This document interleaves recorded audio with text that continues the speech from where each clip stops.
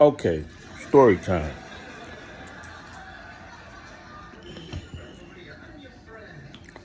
I'm on my way home from Harley Davis in Kissimmee.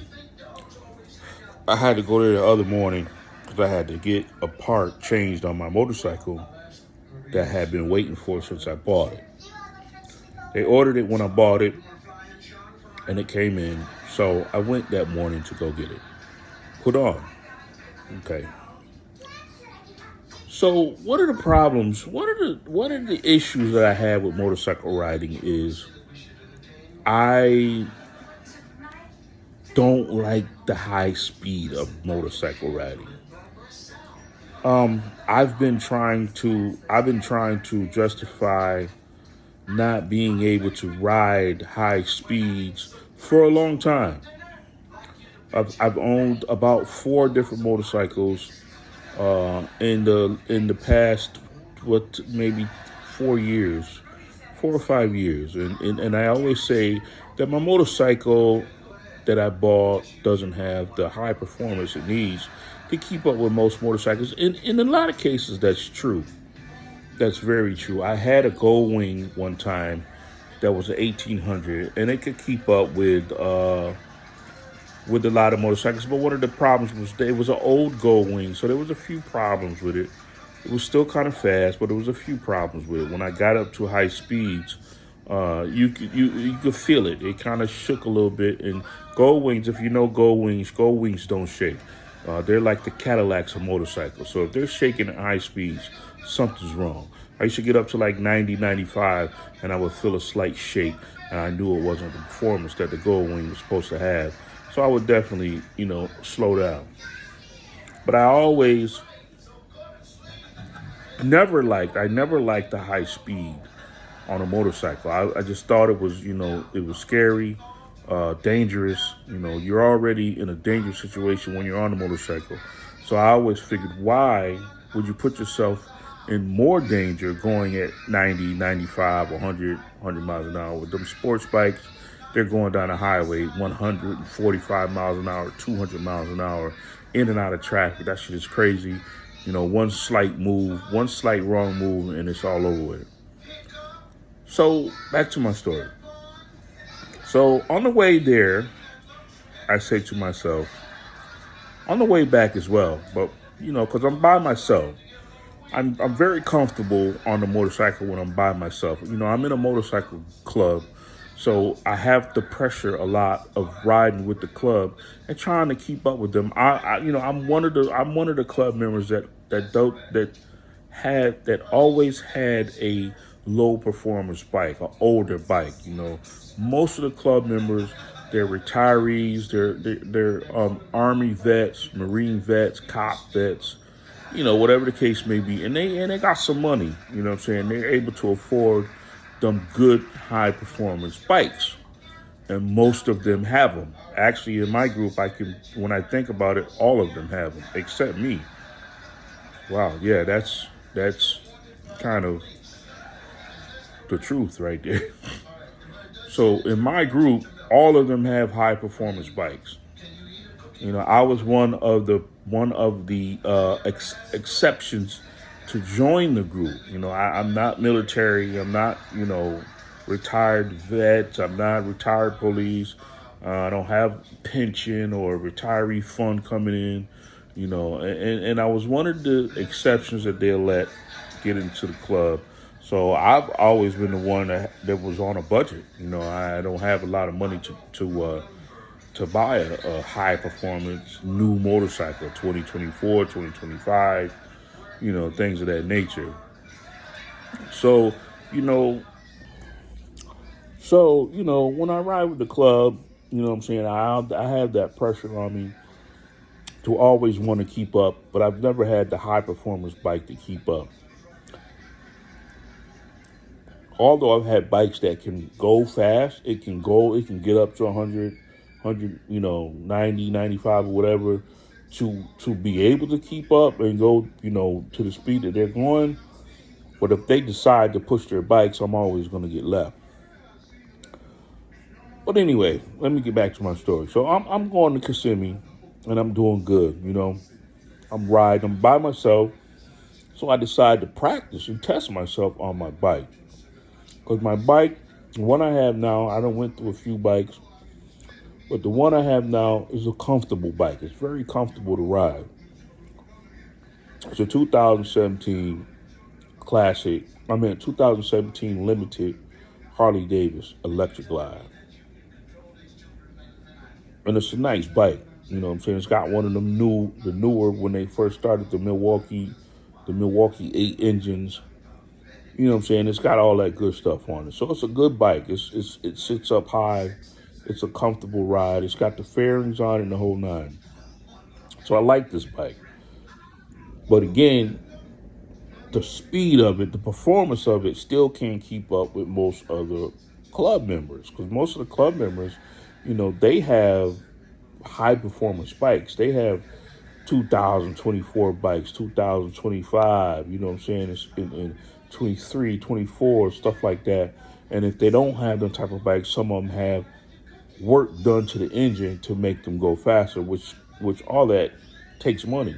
And again, I've been, I'm one of the few, probably the only one actually, that was accepted in the club that don't have a career of like military or police or fire or whatever the case may be, to where they got good pensions and good retirement funds and shit like that.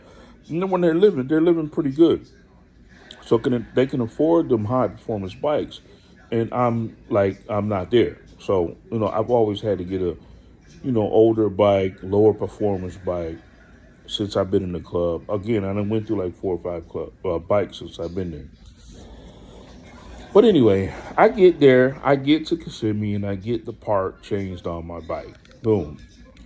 So it's time to go home, and I'm going home, and I'm doing the same thing that I was doing coming, testing myself, testing the bike, seeing how I feel at high speeds, things of that nature, trying to get used to it. I don't really want to stress myself out because I'm going to have to ride my ride anyways, regardless of who I'm with. And I'm getting more comfortable with accepting that, to not even want to bother trying to keep up with the club when I ride with them, because that's just not my ride. Honestly, I probably shouldn't even join the club, because most of the cats in the club, man, they're riders, man. They've been riding for years, ever since they were kids, and they're used to riding. They're used to that speed. And again, they have them high performance bikes. I've only been riding for like 5 years. I didn't start riding on a bike till I was 50 years old. When I started doing all this stuff to try and, do some of the things that I should have been doing when I was growing up, instead of what I chose to do, that kept me from doing a lot of stuff that I wanted to do. They were doing it. They were riding their bikes, working their careers, and fighting in the Army and Marines, Navies. They were doing that type of shit. And I just never really hung out with cats like that, on that caliber. I've always hung out with hustlers on the street and shit like that, dudes that ain't doing much. They ain't got no job, ain't got no families. You know what I'm saying? Because that's just the lifestyle that I chose growing up. I'm embarrassed to say that right now, but that's just a lifestyle that I chose.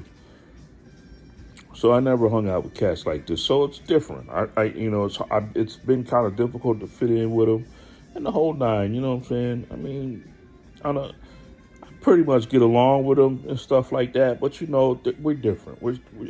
I'm different from them. They're different from me, and it's just that that boundary thing. But I still love being in the club, because I love what the club stands for. You know what I'm saying? So it makes me want to stay in the club and continue to do what I can do to hopefully, go on a long way, retire, and be a lifetime member of the club. But again, back to my story. I can go off on different subjects talking like this. So I'm coming home.